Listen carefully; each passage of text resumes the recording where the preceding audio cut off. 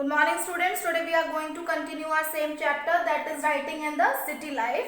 In this, today we are going to study about the urbanization in South Mesopotamia, and our today's topic is temples and kings. Okay, so in this you will see in South Mesopotamia the structures of temples, and about kings you will study.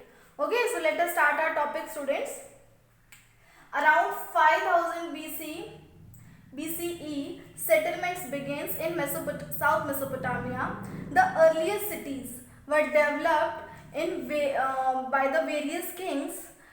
They have developed around many temples, center trades.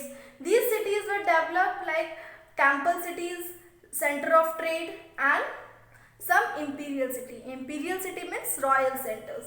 Okay. Temples are the residence of the various gods. The people believe that the temple is the residence of the various God like moon, Inna.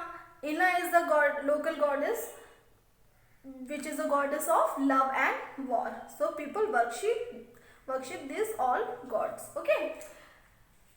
Temple become a larger. It become a larger in area over the time. Several rooms around the courtyard. You will see in the temples, it's not only the gods are living over there.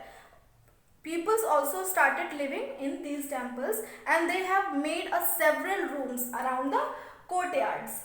Outer wall is having a different decoration. They have drawn many pictures of god and goddess on their outer wall of the temples. Okay, like here I have drawn a figure. Suppose here is a temple figure. Here is the entrance gate of that temple. So on the side of the temples they have built the several rooms around the temple, and in the middle area this is the open area where they have done the various activity. About these activities we will learn.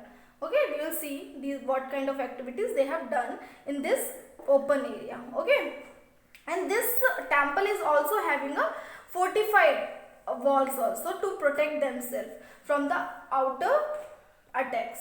Okay students, so the worship of god or goddess, people brought to worship the god and goddess, people brought a grains, curd and fish for their gods. Okay. Some work like oil pressing, grain grinding, weaving of woolen clothes, such kind of activities are happening over in the temple area, in this open area. Okay. And employers and the merchants. The employers and the merchants' work is to keep the written records of distribution of work, that what work is allotted to whom, that record should be kept by the employers and the merchants. Okay.